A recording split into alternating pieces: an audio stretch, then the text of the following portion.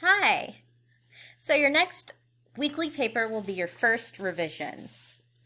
One of my goals with the structure of this class is to let you experience what it's like to be a quote unquote real writer, which means that you will write a lot of garbage and ultimately only put effort into revising and editing the stuff with the most potential.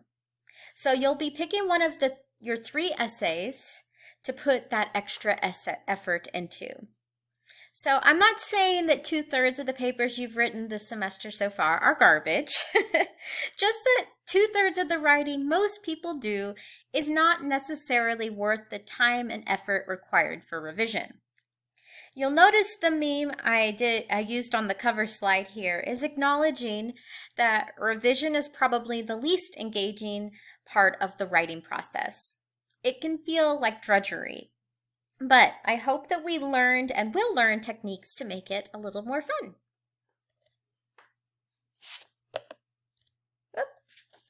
In the simplest terms, for this revision, you will select one of the three papers you have written so far for this class. Any of the first three that you've written. You will develop the paper, which means make it longer, and then you will revise it, which means make it better. The goal of this activity is to take one paper and help it reach its full potential. Before we go any further, I'd like to clarify our terms here. So what does revision mean to you? For many students, revision refers to editing and proofreading, making sure all your sentences have proper punctuation and grammar, checking for clarity of prose, that sort of thing. But that really isn't what revision is.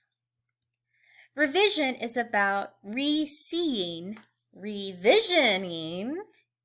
your project.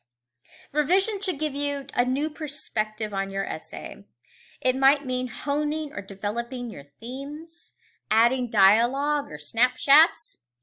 It might mean completely reorganizing the structure of your essay. It might mean starting and ending the paper differently. It might mean starting over from scratch and trying again. Revision does not skim the surface of what's already been written. Revision often knocks down the walls and rebuilds from the foundation up. Yes, it's more work. Yes, it's frustrating work. And yes, it can yield some really awesome results. Granted, sometimes you revise only to go back to the original. The writing process is like that sometimes. You might be wondering which paper to revise to pick. Which one are you going to pick, right? Earlier, I said to pick the paper with the most potential. You can interpret that in a couple of ways. It could mean the paper that needs the most work of the three you've written. It could also mean the paper you feel is best and most worthy of developing into something longer and more perfect. It's really up to you. So, a note on logistics. When you turn it in, please include the original version of the paper as one file, and then a revised version as a second file. I will make it possible to upload more than one file. This way I won't have to hunt through old papers on Moodle to compare and contrast. Make it easy on me, and I'll make it easier on you when I grade. Other logistics, the length should be between 4 and 5 pages, 12-point font, double-spaced. Of course I want a kick-ass title, and it's due next Sunday by midnight. We're still on the weekly schedule, even though it's a little bit longer. Again, I'm going to say it again. Please upload both the original version of your paper and the revised version of your paper. That will help my grading so much and keep me in a good mood. If you're struggling to find ways to expand your paper, let's talk. I'll ask you tons of questions and you'll realize there are a lot of details trapped inside your head that are just bursting to get out. You can email me, call or text me, we can meet on Zoom, we can do a Google chat, whatever you want to do. Let's make it work and let's talk. Let me find where I am. Oh, ask for help. That's what I'm here for. One thing to note about this assignment is how I'll be grading it. So this is the evaluation criteria I'll be using for grading your papers. Look at the point distribution. You'll notice that half of the total points, it's worth 10 points, so half of the total points for this paper go towards your revision effort. This assignment is less about the final product and more about you embracing the challenge of making real changes to your paper and taking it to the next level, regardless of the potential risks involved. If you look at the recommended pacing schedule for the week, you'll notice that we'll be participating in a peer review workshop forum. You might need a little explanation about how that works, so let's look at it in more detail. For your peer review workshop, you'll be assigned a workshop group in the workshop forum for this week.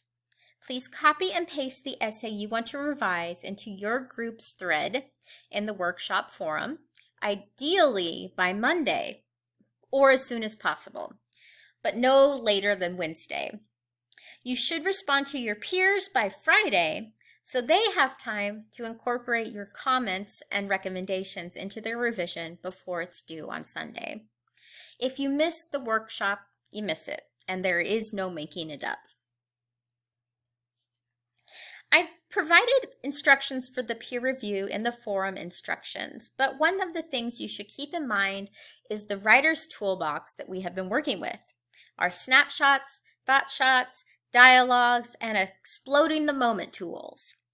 I like to use the symbols of a little camera, a cloud, a bubble, and a bang as shortcuts when I use the writer's toolbox for revising my own papers.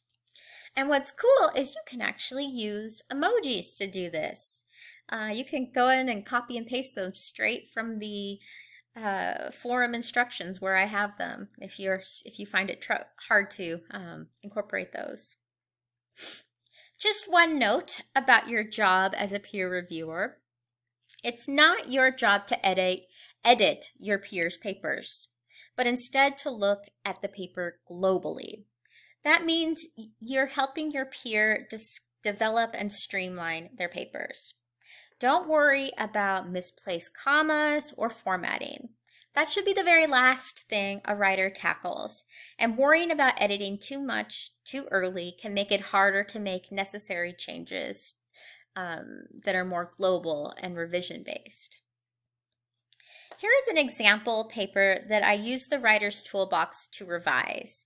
I've provided another video taking you through the changes I made to that paper, which is available on Monday in our pacing schedule. But one thing to notice is how I have my little symbols on the left side. That's my original version.